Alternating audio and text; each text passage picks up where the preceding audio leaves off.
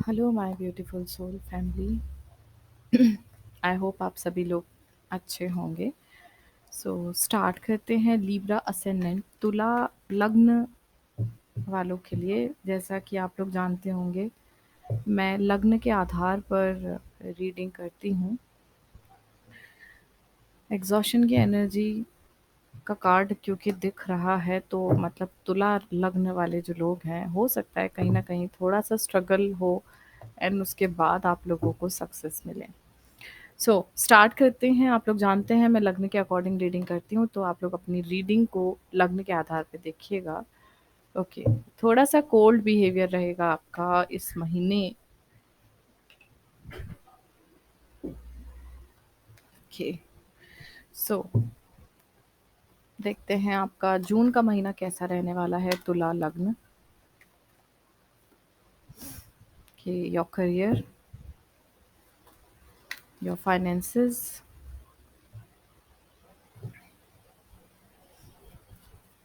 Relationship,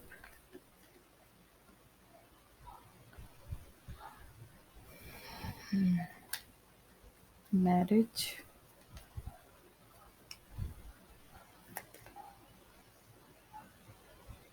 okay,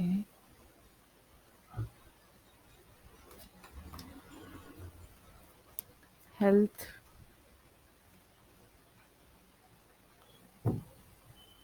your enemies और legal matter अगर चल रहे हैं तो, पेरेंट्स,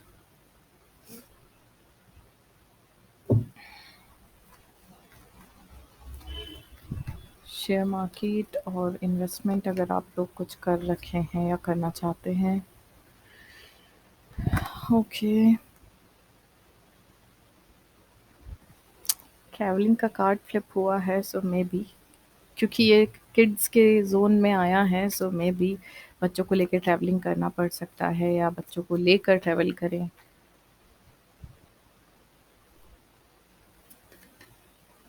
ओके।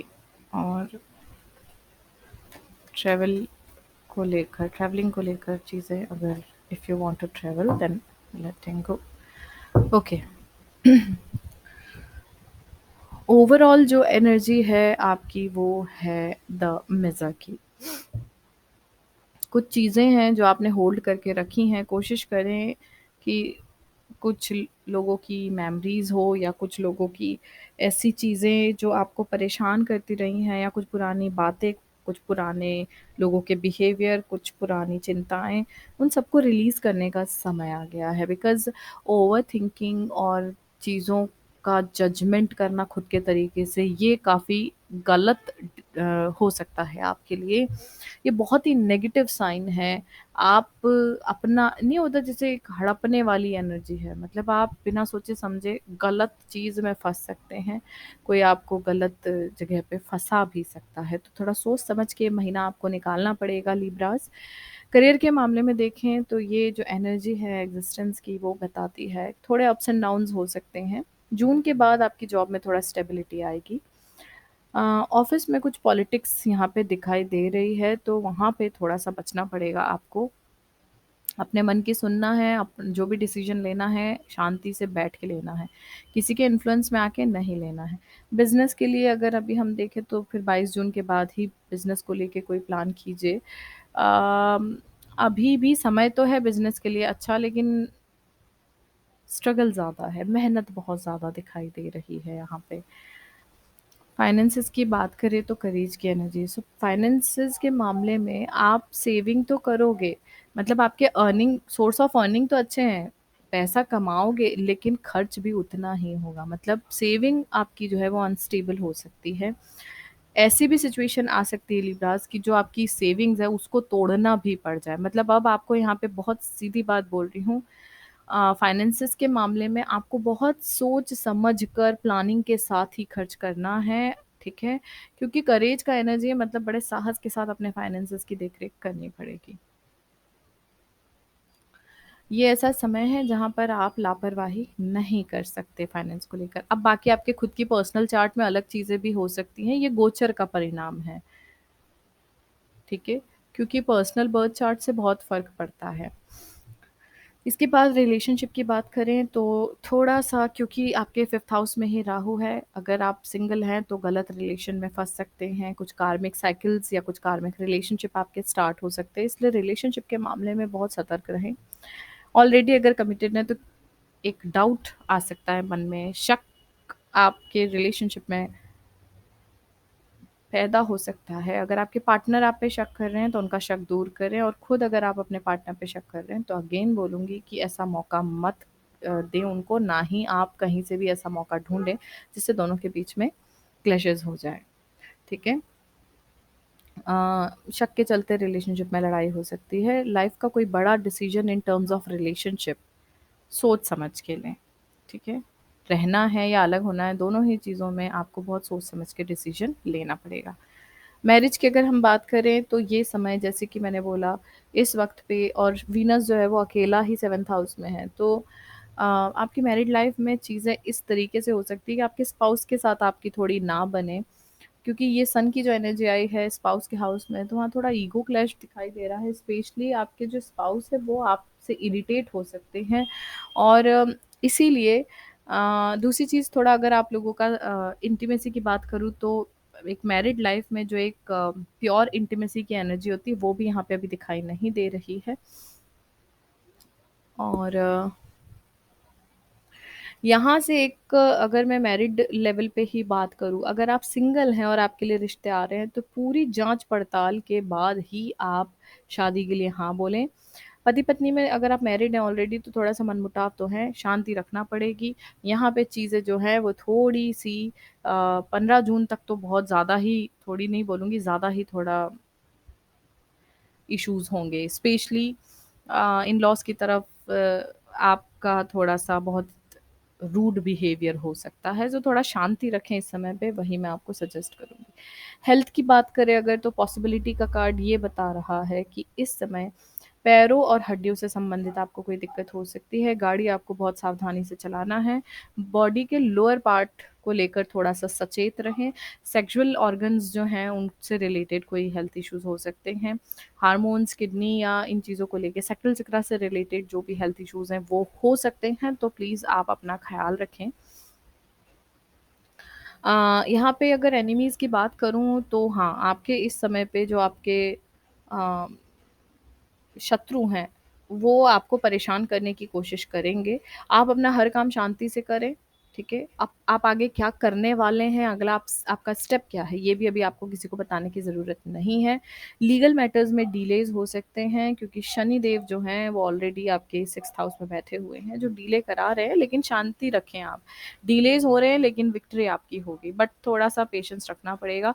अभी हो सकता है ऐसी चीज़ें हों जीवन में जो आपको समझ में नहीं आया आपको करना क्या है। तो जैसे मैं हमेशा बोलती हूँ, जब पानी में बहुत ज़्यादा बहाव हो और लहरें बहुत ऊँची हो, शांति रखो, अपने आप बस सरेंडर कर दो, ऑटोमैटिकली आप उस जगह पहुँचोगे जो आपकी डेस्टिनी में डिसाइडेड है। तो हाथ-पैर चलाने से कुछ नहीं होगा, इस समय भगवान के सामने समर्पण कर दो। पेरेंट्स की अगर मैं बात करूँ तो माता-पिता की सेहत का ख़्याल रखें। ससुराल पक्ष के लोग जो हैं वो आपको थोड़ा परेशान कर सकते हैं, या फिर उनकी तरफ से आपके स्पाउस डिस्टर्ब हो सकते हैं, जिसके कारण आप लोगों की मैरिड लाइफ़ में भी प्रॉब्लम हो। तो इन-लॉज़ की एनर्जी का डोमिनेशन इस वक़्त पे ज़्यादा लग रहा है मुझे। शेयर मार्केट की अगर मैं बात करूँ तो सोच समझ के कीजिएगा, बिकॉज़ 5 ऑफ सोर्ड्स की एनर्जी, आप फँस सकते हैं, आपको लॉस हो सकता है, क्योंकि यहाँ पे मुझे ये भी समझ में आ रहा है कि आप इस लॉस को कहीं न कहीं झेल भी रहे हैं। सोच समझ के आपने डिसीज़न नहीं लिया है, कहीं न कहीं आपने अपने फाइनेंस की भी मैं बात करूँ बहुत खर्च हुए हैं। कहीं न कहीं आपका पैसा फँसा है, अटका है, और अगेन शेयर मार्केट की बात में, निवेश बहुत सोच समझ के करना है, यहाँ पे लॉस आपके दिखाई दे रहे हैं। पैसों के मामले में सतर्कता रखें। अ, बच्चों के मामले में अगर हम देखें तो यहाँ पे किड्स की एनर्जी में ट्रैवलिंग का कार्ड है। अगर आप बच्चों को लेकर कहीं ट्रैवल करना चाहते हैं तो कर सकते हैं, बहुत अच्छा समय है। और क्योंकि कंबाइन हो रही है चीज़ें, ये भी पॉसिबल है कि आपके बच्चे अगर हैं और उनको बाहर जाने का अगर प्लान चल रहा है, क्योंकि बच्चों से थोड़ा मनमुटाव या फिर बच्चों से दूरी की चीज़ें यहाँ ज़रूर दिखाई दे रही हैं, तो थोड़ा सोच समझ के आप लोग अभी अपने जो भी बच्चों के साथ संबंध है उसको बना के रखिएगा।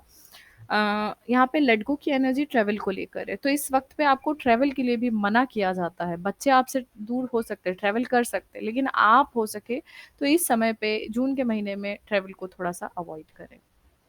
और अगर ट्रैवल करना ज़रूरी है तो कुछ विशेष डेट्स हैं, उसमें आप जाने से बचें, जो कि मंथ का एंड रहेगा। ठीक है, मतलब 30 जून, 1 जुलाई, 2 जुलाई, ये कुछ समय रहेगा जब आप ट्रैवल करने से बचें। कुछ डेट्स हैं 18, 19 और 20। इस समय पे आप थोड़े ज़्यादा परेशान हो सकते हैं, पैसों को लेकर प्रॉब्लम्स।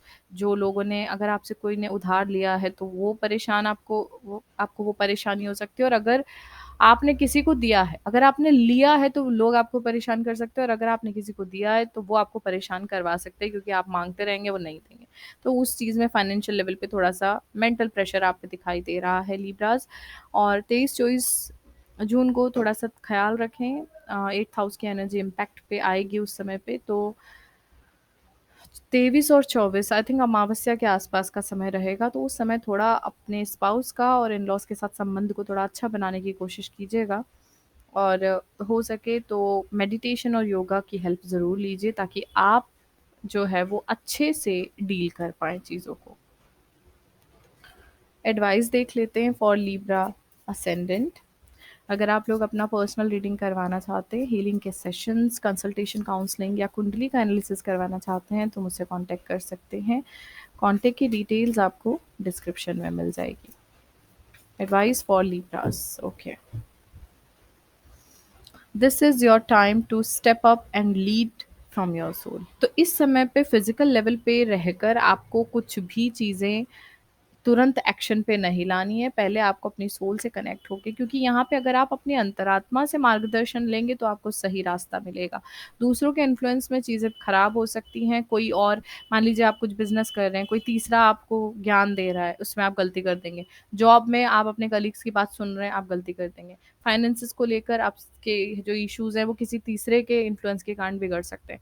तो ऐसे में किसी और की ना सुनकर अपनी सोल को आप आगे रखें और उससे मिल रहे मार्गदर्शन को आप फॉलो करें। Okay, so that's all for you Libra. मिलती हूँ आपसे अगली वीडियो में, तब तक बने रहिए मेरे साथ। Thank you so much, stay tuned.